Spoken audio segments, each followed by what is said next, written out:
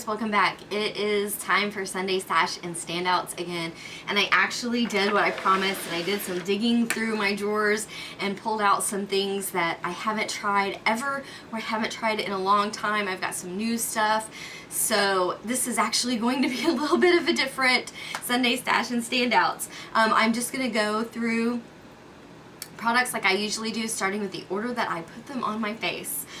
Also, let me ask you guys, because I had a question from someone wanting me to include hair products that I use throughout the week, or skincare products. I don't really change that up all that often on my skincare, but I do get a lot of samples from beauty boxes and stuff. So if you would like to see hair care and skincare, or one or the other, leave me a comment and let me know below, and I will start including those in my weekly Sunday Stash and Standouts if you guys want to see those. Okay, so for primer, I've been using the Mirabella Prime, which I did get in a subscription box. This is similar to the Smashbox primer, but I think it is a bit smoother. It goes on very well, it dries very quickly, and I think that it makes my makeup look fantastic.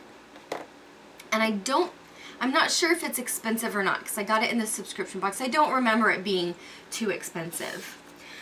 For foundation, I've been using the L'Oreal Pro Matte from the Infallible line in 103 Natural Buff. I did a full review of this on Wednesday, so if you want to check that out and see what I thought about it, then I will give you my full opinion in that video. But I have been using this all week. I am really in love with it. I've also been using the Infallible Pro Matte powder that goes with it, and this was in 200 Light, I believe, that I've taken the sticker off. Really enjoying those products, and everything that I'm talking about today is currently on my face. So you can kind of see what it looks like when you have it on. For concealer, I've been using my NYX HD, which is my holy grail drugstore concealer. It covers, it brightens, it does everything, and it's like $5. So absolutely fantastic. Okay, for the rest of my face, for my bronzer for contour, I've been using the Hoola bronzer, and this is it's just a really great bronzer. It is what I have on now. It doesn't really get orangey on me. I've heard some people say that it gets a little orangey on them, but it doesn't do that to me. So very worth a try, and I do have a full size of that, but I'm not opening it until I'm done with that sample, which could take a really long time. I don't know. For blush, I have been using the Model Co. Cheek powder that I got in a subscription box. This is in Peach Bellini. It is what I have on now. It's a little bit shimmery, which I really like because I've been using that demi matte foundation, so having just a slight shimmer, I mean, it's just barely noticeable. So having that has really, I think, sort of brightened up my whole look, and I've just really been loving it. Now, I have to dig here. For the highlighter that I have been using, was the Cindy Lou Manizer, which I have now finished, and you saw that in my empties video if you watched my February empties video. So I finished that, and I will be moving on to a different highlight next week. I'm not sure what yet. For brows, I've still been using the Anastasia Brow Wiz Brow Powder Duo in Auburn. These things last forever. They are very expensive, but well worth every penny that you pay for them.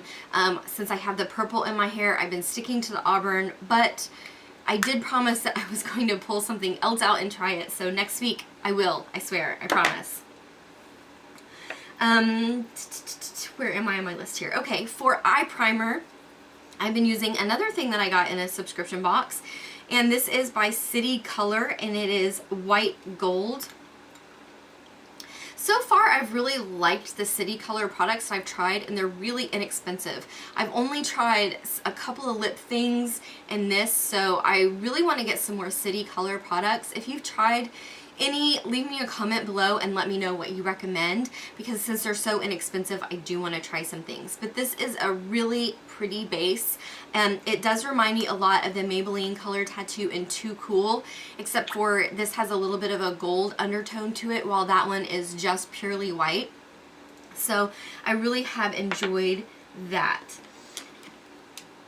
Now for eyes, for my tight lining, I have been using this pencil, which I got in a subscription box by Noir, who I've never heard of.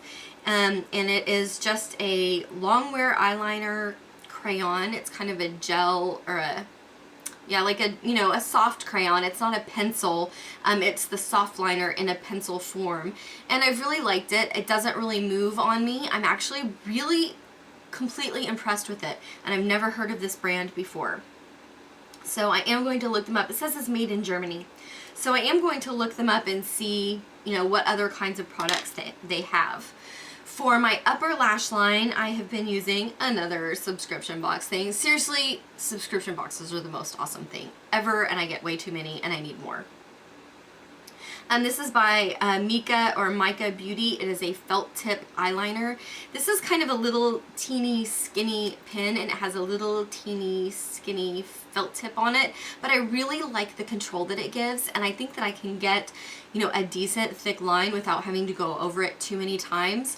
But the fact that it is so tiny really helps me get into that inner corner a whole lot better. So definitely liking that, and it is very dark, as you can see.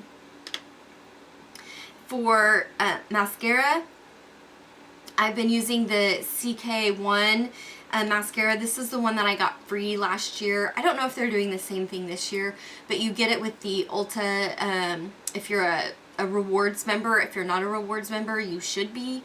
But I got this free last year on my birthday for being a rewards member, and I hated it when I first tried it.